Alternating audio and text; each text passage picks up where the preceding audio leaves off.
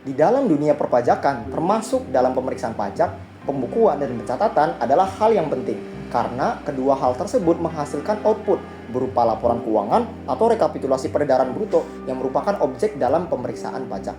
Lalu apa sih definisi dari pembukuan atau pencatatan itu? Jika kita lihat dari Undang-Undang Ketentuan Umum Perpajakan, pembukuan didefinisikan sebagai proses pencatatan yang dilakukan secara teratur untuk mengumpulkan data dan informasi keuangan yang meliputi harta, kewajiban, modal, penghasilan, biaya, serta jumlah perolehan dan penyerahan barang atau jasa dalam periode pajak tersebut. Sedangkan pencatatan terdiri atas data yang dikumpulkan secara teratur tentang peredaran atau penerimaan bruto dan atau penghasilan bruto sebagai dasar untuk menghitung pajak terutang, termasuk di dalamnya terdapat penghasilan bukan objek pajak atau dikenai pajak yang bersifat final. Dari pengertian tersebut dapat disimpulkan bahwa pencatatan dan pembukuan itu mirip, saling terkait. Lalu apa sih yang menjadi perbedaan antara pembukuan dan pencatatan? Perbedaannya bisa dilihat dari subjek pajak atau penyelenggaraannya. Pembukuan diselenggarakan oleh wajib pajak orang pribadi yang melakukan kegiatan usaha atau pekerjaan bebas, dan juga oleh wajib pajak badan. Sedangkan untuk pencatatan diselenggarakan oleh wajib pajak orang pribadi yang melakukan kegiatan usaha atau pekerjaan bebas yang sesuai dengan ketentuan peraturan perundang-undangan perpajakan diperbolehkan menghitung penghasilan neto dengan menggunakan norma penghitungan penghasilan neto, dan wajib pajak orang pribadi yang tidak melakukan kegiatan usaha atau pekerjaan bebas. Nah, selanjutnya dalam pembukuan dan pencatatan itu harus memperhatikan beberapa hal teman-teman, seperti memperhatikan etikat baik dan mencerminkan keadaan atau kegiatan usaha yang sebenarnya. Nah, selanjutnya mengenai bahasa dan mata uang, untuk penerapan pembukuan dan pencatatan itu harus diselenggarakan di Indonesia tentunya dengan menggunakan beberapa hal seperti huruf Latin, angka Arab, satuan mata uang rupiah, dan yang terakhir itu disusun dalam bahasa Indonesia atau dalam bahasa asing yang diizinkan oleh Menteri Keuangan. Nah, ketentuan ini itu sudah diatur dalam Peraturan Menteri Keuangan Nomor 1 PMK 03 2015. Nah, selanjutnya mengenai pada pembukuan terdapat dua stelsel, yaitu stelsel akrual. Nah, stelsel akrual ini adalah suatu metode penghitungan penghasilan dan biaya yang dimana penghasilannya itu dapat diakui pada waktu yang diperoleh dan biaya diakui pada waktu yang terutang. Kemudian ada stelsel kas. Nah, stelsel kas ini adalah suatu metode yang penghitungannya itu didasarkan atas penghasilan yang diterima dan biaya yang dibayar itu secara tunai. Jadi stelsel kas ini itu digunakan oleh perusahaan kecil orang pribadi dan perusahaan jasa. Contohnya saja seperti transportasi, hiburan, serta restoran yang penerimaan pembayarannya itu tidak lama. Nah, jadi pada stelsel kas dan stelsel akrual ini itu menggunakan prinsip taat asas, yang dimana prinsip asas ini adalah prinsip dimana pembukuan dan menggunakan metode pembukuan yang sama dengan tahun-tahun sebelumnya untuk mencegah penggeseran laba ataupun rugi. Selanjutnya, ada perubahan metode pembukuan. Nah, pada dasarnya, metode pembukuan yang digunakan itu harus taat asas. Tapi, perubahan metode pembukuan itu diperbolehkan jika sudah disetujui oleh Direktur Jenderal Pajak dengan memberikan alasan yang logis.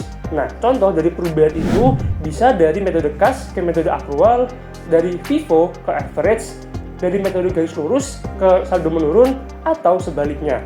Selanjutnya, ada output pembukuan dan pencatatan. Nah, pembukuan itu paling tidak terdiri atas catatan mengenai harta, kewajiban, modal, penghasilan dan biaya, serta penjualan dan pembelian, sehingga bisa menghitung besarnya pajak terutang. Nah, nantinya pembukuan itu bisa diakhiri dengan membuat laporan posisi keuangan dan juga laporan laba rugi pada periode tahun pajak tersebut. Selanjutnya ada standar pembukuan. Nah, pembukuan itu harus dilakukan dengan sistem yang lazim digunakan di Indonesia, kecuali peraturan perundang-undangan perpajakan ini mengatur hal lain mengenai hal itu. Nah, standar akuntansi yang bisa digunakan oleh wajib pajak diantaranya ada pernyataan standar akuntansi keuangan atau SAK. Dan selanjutnya ada standar akuntansi keuangan untuk entitas tanpa akuntabilitas publik atau SAKETAP. Kemudian ada juga standar akuntansi syariah. Dan yang terakhir ada standar akuntansi pemerintahan. Dalam Undang-Undang Nomor 36 Tahun 2008, wajib pajak ini harus melakukan penyesuaian terhadap penghasilan atau pendapatan yang telah dikenai oleh PPh final dan juga penghasilan yang tidak termasuk sebagai objek pajak, dan juga penyesuaian terhadap beberapa beban yang tidak dibolehkan untuk dijadikan sebagai pengurang terhadap penghasilan bruto. Dan selanjutnya ada penyimpanan buku, catatan, dan dokumen. Nah, untuk buku-buku dan dokumen yang menjadi dasar pembukuan atau pencatatan termasuk hasil pengolahan data dari pembukuan yang dikelola secara online atau melalui aplikasi itu wajib disimpan selama 10 tahun di tempat tinggal atau tempat bekerja dari wajib pajak itu sendiri. Oke, selanjutnya kita masuk ke kasus pada pencatatan dan pembukuan. PT Susanto Dwi Rezeki merupakan perusahaan yang bergerak di bidang perdagangan pupuk dan produk agrokimia. Kasus pada modus tersangka diduga dengan sengaja menerbitkan dan atau menggunakan faktur pajak, bukti pemotongan dan pemungutan, bukti setoran pajak yang tidak berdasarkan transaksi sebenarnya, dan menyampaikan SPT dengan keterangan yang isinya tidak benar dan tidak lengkap. Hal tersebut telah melanggar pasal 39A huruf A dan pasal 39 ayat 1 huruf D di Undang-Undang Nomor 6 Tahun 1983 tentang Undang-Undang Ketentuan Umum Perpajakan. Pelanggaran ini telah dilakukan dari kurun waktu 2013 sampai 2015. Sehingga PT Susanto Dwi Rezeki menjadi tersangka tindak pidana perpajakan yang menimbulkan kerugian pada penerimaan negara sebesar Rp3.941.769.175. Atas perbuatan tersebut dilakukan proses penegakan hukum pidana di bidang perpajakan. Proses pemeriksaannya dilakukan dengan diawali dari pengumpulan bukti sampai ditingkatkan kepada penyidikan yang dilakukan penyidik pegawai negeri sipil atau PPNS pajak. Dalam proses penyelidikan, setelah berkas perkara dinyatakan lengkap oleh jaksa peneliti, maka proses dilanjutkan dengan melakukan penyerahan tersangka dan barang bukti. Setelah dilakukan penyerahan tersangka dan barang bukti kepada kejaksaan, maka selanjutnya dapat dilakukan proses penuntutan dan pelimpahan perkara ke pengadilan oleh jaksa penuntut umum, maka proses selanjutnya menjadi tanggung jawab dari pihak kejaksaan. Perlu kita ketahui, untuk menggugurkan status tersangka, wajib pajak masih memiliki kesempatan untuk membayar kerugian pada pendapatan negara ditambah dengan saksi administrasi sesuai pasal 44B Undang-Undang Ketentuan Umum Perpajakan yang sebagaimana telah beberapa kali diubah terakhir dengan Undang-Undang Harmonisasi Perpajakan. Setelah menjelaskan kasus pada pencatatan dan pembukuan, selanjutnya itu yang terakhir, sanksi terkait pembukuan dan pencatatan. Yang pertama yaitu ada sanksi administratif.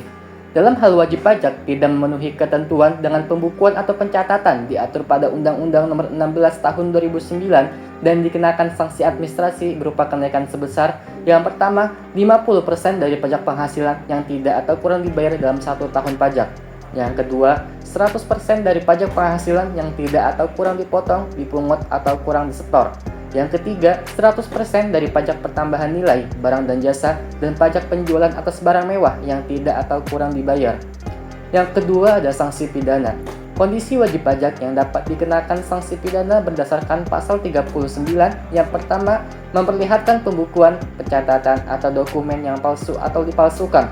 Yang kedua, tidak menyelenggarakan pembukuan atau pencatatan di Indonesia yang dimaksud memperlihatkan atau tidak meminjamkan buku, catatan, atau dokumen. Yang terakhir ada tidak menyimpan hasil data dari pembukuan yang dikelola secara elektronik atau yang diselenggarakan aplikasi online di Indonesia yang dimaksud dalam pasal 28 ayat 11 Undang-Undang PUP yang dapat menimbulkan kerugian pada pendapatan negara dengan dipidana paling cepat 6 bulan dan paling lama 6 tahun.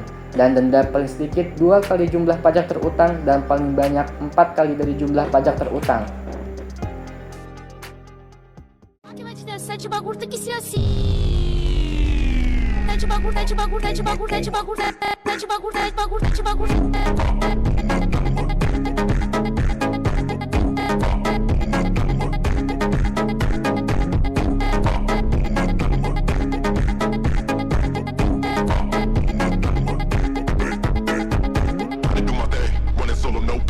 Having nightmares where everything fade to black. I tell my girl, hold up, I'll be right back. Steady smoking that and then I make a dope track. Ain't no way to stay.